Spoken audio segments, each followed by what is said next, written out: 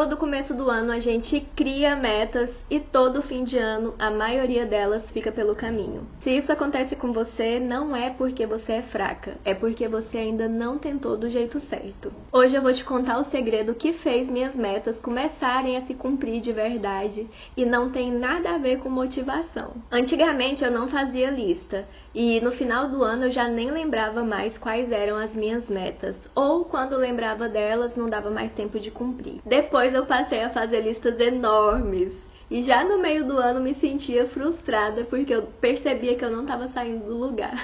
Só quando eu mudei a forma de pensar foi que as coisas começaram a andar. A verdade é que existem algumas regrinhas que não podemos quebrar ao definir nossas metas. E não é sobre não fazer metas irreais, porque até as irreais vão ter espaço aqui no nosso planejamento. Mas é sobre, número 1, não fazer metas que invadem o livre-arbítrio de outra pessoa. Como, por exemplo, fulano me pediu em casamento. Número 2, não fazer metas movida por sentimentos negativos. Como a inveja, por exemplo. Meta do tipo, quero ter mais seguidores que a fulana no Instagram. Ou quero ter mais inscritos que a fulana no YouTube. Se você quer receber coisas boas, você precisa se colocar numa energia boa, precisa emanar essa energia. Já viu aquele ditado, é dando que se recebe? É isso. Então vamos pro segredo para realmente dar certo. Número 1, escolha a sua prioridade. O que se você conseguir só isso, já vai fazer todo o seu ano ter valido a pena. Defina também uma ação diária que vai te aproximar desse seu objetivo. Por exemplo, se você quer passar em um concurso, você precisa definir, claro, o número de horas que você vai estudar por dia. E precisa definir também o número mínimo de horas, ou na verdade minutos, né? Por exemplo, 10 minutos, que você vai precisar fazer todos os dias, mesmo quando você não tiver tempo, para que você não quebre essa rotina, esse hábito diário e faça todos os dias pelo menos um pouquinho, alguma coisa que vai te aproximar mais desse objetivo. Porque os pouquinhos somados, ao final de 365 dias, vão fazer uma grande diferença.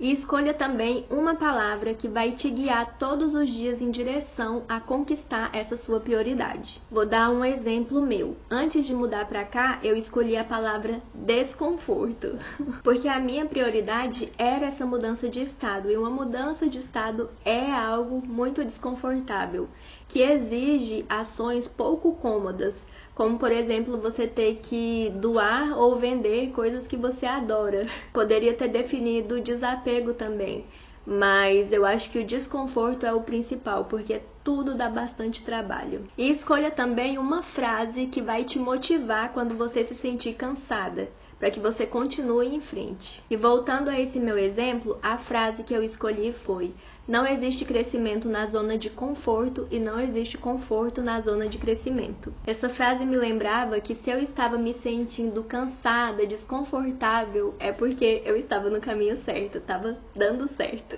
É muito importante definir e anotar tudo isso, porque a nossa energia diária é limitada. E por isso, a maior parte dela precisa ser direcionado para o que é mais importante, para a nossa prioridade.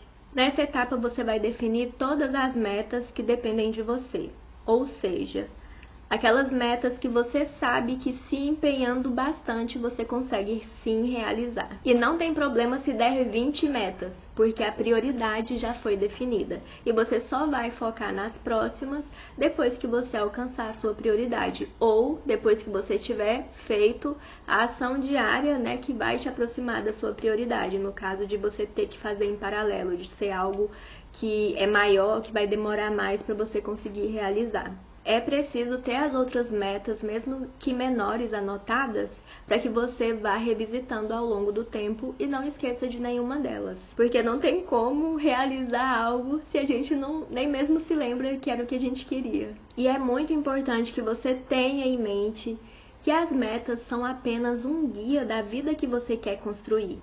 Não se apegue a alguma se deixar de fazer sentido com o tempo. Você pode e deve ir ajustando à medida que o tempo for passando. Se até aqui você não anotou nada do que eu falei, depois de terminar de ver o vídeo, volta, assiste novamente e vai fazendo passo a passo, anotando aí no seu caderninho que vai dar certo.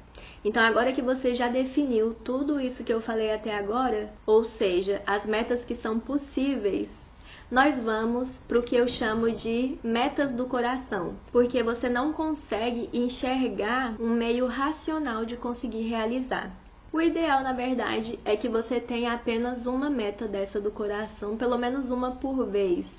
Uma que você coloque mais intenção. Claro que a gente tem vários sonhos, várias metas, mas até isso é muito importante a gente saber selecionar.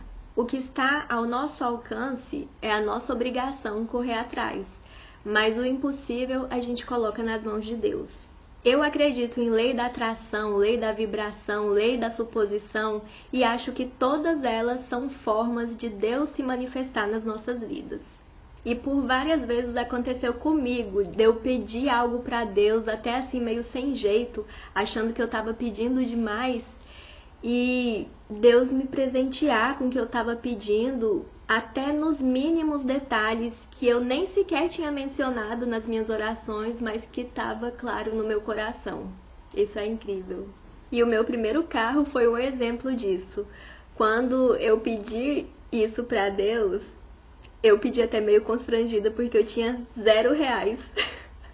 R$0 para comprar, não tinha dinheiro nem para dar de entrada. E as coisas aconteceram tão maravilhosamente que uma semana depois eu tava chegando na casa da minha mãe, dirigindo o meu carro.